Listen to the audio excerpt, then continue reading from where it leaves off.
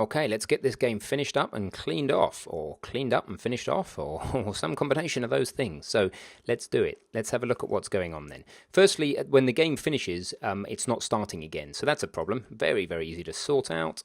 When the computer has printed I won, why doesn't it just call start game? That would be easy, wouldn't it? Let's try it. I'm sure it'll work. Let's just see it working. Play. So I'm just going to say, oh, you guessed me, 500. I won. And then it gives me all the instructions again and gives me the option to continue guessing, which I can do. But where the instruction is really not clear looking at this console, where the game started again. So why don't we put a simple visual break in so that we can see that. And the way that I'm going to do that is just say print and then a bunch of equals until I get about the same width or a little bit less wide than Welcome to Number Wizard.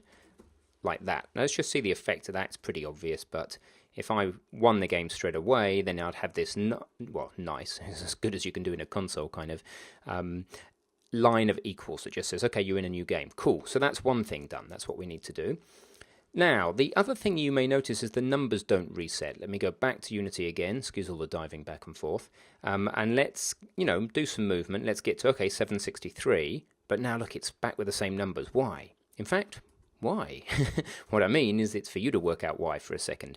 So if I give you a challenge where it's just to work it out, what are you actually going to do? I'd suggest you write down the answer rather than just have it in your head, because it's going to be very easy to tell yourself what you imagined is what you actually see me tell you, and then it's kind of deceiving yourself and stuff. So why not write down why you think the numbers don't reset? Take a look at the code. Pause the video, do that, and come back when you're ready.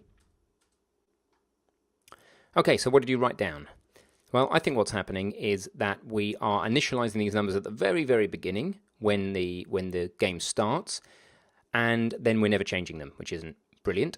So what we need to do is just move these simultaneous declarations and initializations from the top here to where?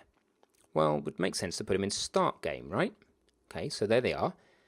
And now they should work right within start game, because every time we restart the game, we're going to reset these numbers. So that should work, right?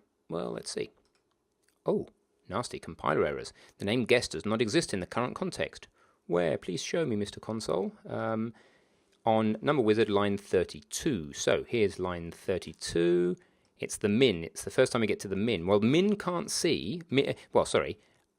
The update function cannot see min or max or guess. It's a scoping problem again. Why? Because they're declared in start game and initialized in start game, i.e. they're given their value, but they were not declared anywhere that is accessible to both start game and update. That's your problem. So that's what you're going to need to do, is declare them at the top. So let's do that. Declare but not initialize, which means we take off the values. Does that make sense? Just by declaring them, just by bringing them to existence before start game or guess or next guess even start running, that will fix that compiler error, and you should find now that when we try and run that you can just play the game and it works. Brilliant. And that when you play the game, let's just do that again. Let's firstly go to, I don't know, oh, now my ups and downs aren't working. So have another challenge. Why am I getting zeros coming out of everywhere now suddenly? So what have I done wrong? Int max, int min, guess. Max equals 1,000, min equals 1, guess equals 500. Should be okay, shouldn't it? So let's just take a look at that. We need to do the first bit of debugging. Click play.